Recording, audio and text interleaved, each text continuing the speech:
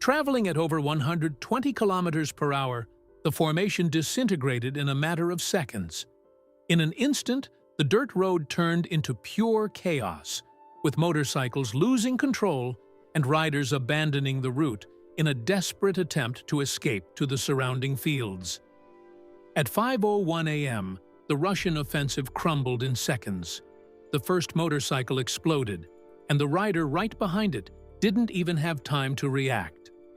Then came the sound that changed everything: a growing hum. Small drones began to appear in the sky. Tunguska air defense system attempted to lock onto the targets, but faced a fundamental problem. They were too small, too low, and too fast. By the time the operators understood what was happening, it was too late. In less than 6 minutes, the entire unit was neutralized, not by heavy artillery or sophisticated missiles, but by a swarm of inexpensive drones, each costing less than $3,000. The scene reveals a brutal shift in modern warfare.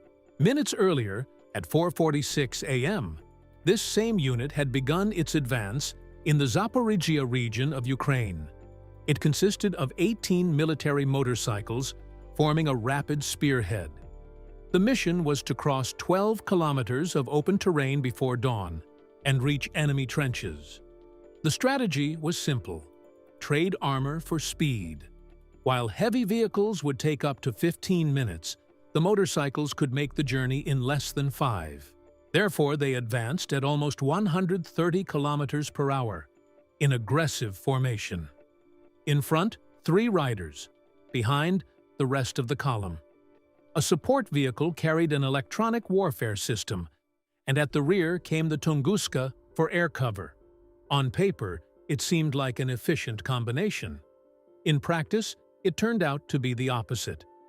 The speed forced the formation to compact, transforming the unit into a clear and predictable target. And that's exactly what the drones exploited. The result raises an inevitable question. If 20 drones can already destroy an entire unit in minutes, what happens when there are 200? From a distance, the Russian formation appeared fast and aggressive, but the speed came at a hidden cost. Motorcycle assault units cannot disperse as effectively as armored vehicles. They need a clear path. In this case, that path was a narrow farm track barely 4 meters wide. This forced the 18 riders to stay within a single corridor. The distance between the motorcycles remained short, about 10 meters between each one. At over 120 kilometers per hour, this spacing left virtually no room for sharp turns or evasive maneuvers. Military analysts call this a target corridor. Once the vehicle in front is blocked, everything behind it piles up. And this corridor contained something even more dangerous than the pilots themselves. The third vehicle carried the Chapnik electronic warfare system, drone signals within a radius of nearly 5 kilometers. But powerful jammers have a weakness. They emit strong electromagnetic energy. Chapnik system emitted about 17 watts, far above the speed of motorcycle radios, making it an easy target to detect. While the Russians awaited traditional threats, 21 inexpensive FPV drones, costing about $2,800 in total, were already en route, confronting a convoy protected by a $15 million Tunguska system.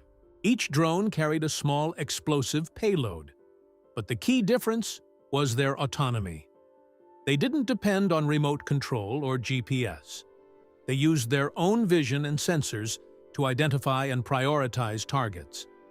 Upon arrival, the AI quickly analyzed the battlefield and identified the entire column, prioritizing what emitted the most energy, namely the electronic support system itself. The lesson is clear. In the modern battlefield, it is not the price, but intelligence and electronic signature that determine who becomes a target first. Chapnik Electronic Warfare Unit.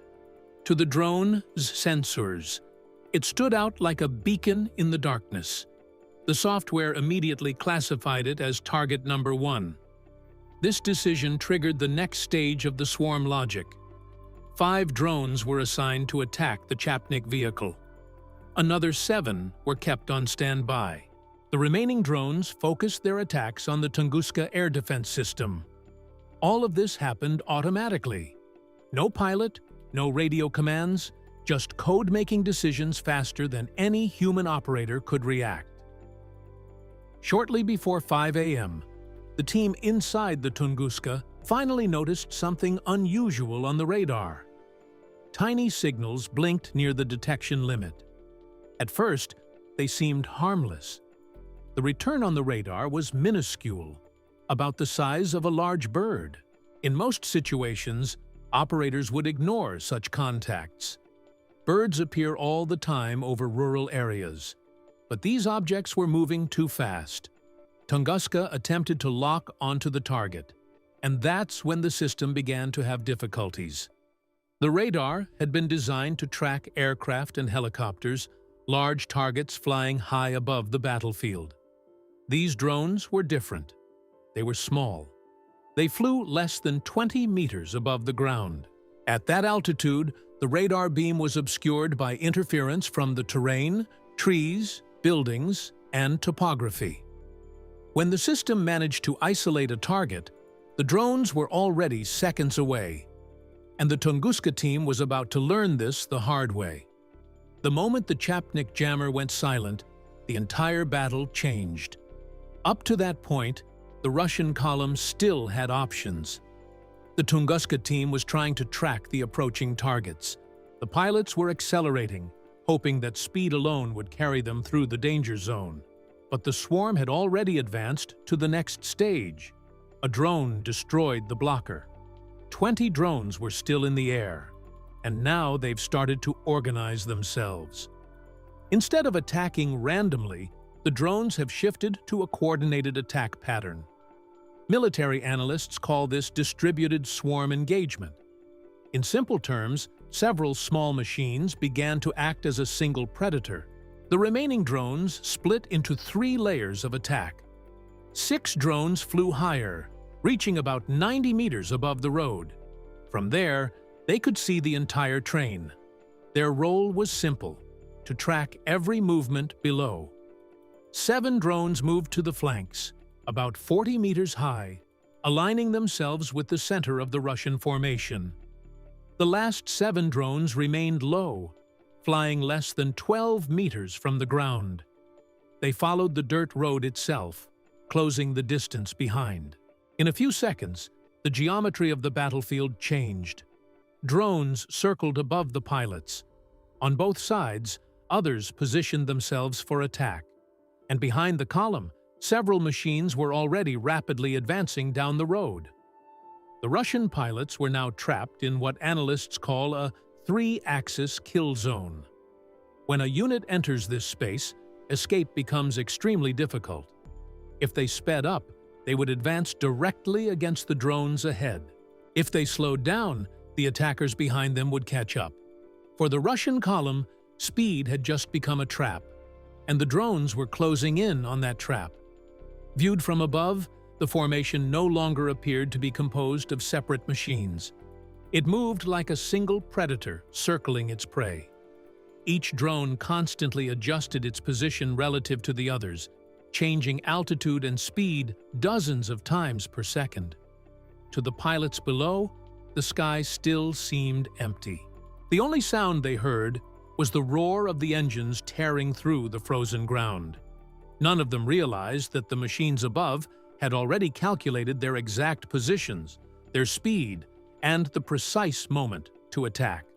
By the time the first pilot understood what was happening, the trap had already been set. At 5:01 a.m., it finally came to fruition. The Russian pilots were still advancing when the first attack drone dove from above. It struck the motorcycle in front. The explosion was sharp and sudden. The motorcycle spun sideways and fell across the narrow dirt road. The rider right behind it barely had time to react. At 120 kilometers per hour, a motorcycle needs more than 35 meters to stop on loose ground. There was no space for that. The second pilot collided with the wreckage at full speed. In a few seconds, The front of the column collapsed.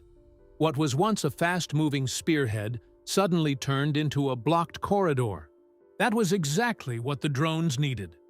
From 90 meters high, surveillance drones tracked every movement on the road. Attack drones began diving one after another. At 5:02 a.m., a drone struck the rear of the formation. The explosion disabled a motorcycle carrying extra ammunition. Shrapnel was scattered across the dirt road. 2 other pilots fell while trying to avoid the debris. Now the column was completely disorganized. The motorcycles, which were supposed to move as a single fast unit, were now scattered across almost 300 meters of road. And that made them even easier to hunt down. A drone swooped down the side and struck a rider who was trying to escape across the adjacent field. But the ground there was soft due to recent rain. The motorcycle slowed down almost immediately. Seconds later, the drone caught up with it. At 5:04 a.m., 2 more drones attacked almost simultaneously. One exploded near the center of the road. The other hit a motorcycle that was trying to turn around. Tunguska team tried to react, but the radar was already compromised. The cannons never fired. By 5:06 a.m., fires were already burning along the entire length of the road. Several motorcycles were overturned. Others were still running, their engines roaring, with no riders at the controls. The assault unit that had entered the corridor minutes before was no longer moving. All that remained were smoke, scattered debris, and the sound of drones circling overhead. At 5:07 a.m., the attacks ceased.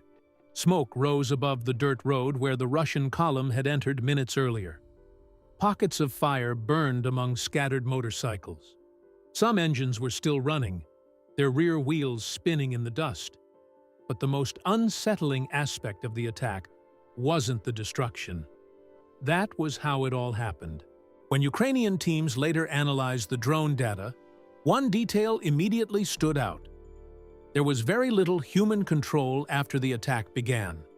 The first drone destroyed the Chapnik jammer, and from then on, combat was dominated by autonomous systems. Each drone analyzed the environment in real time, movement, heat, and emissions, and updated targets several times per second, much faster than any human reaction. Even without communication or GPS, they continued to operate normally. The impact of this is enormous. A swarm that cost less than $3,000 destroyed a unit protected by equipment worth millions of dollars.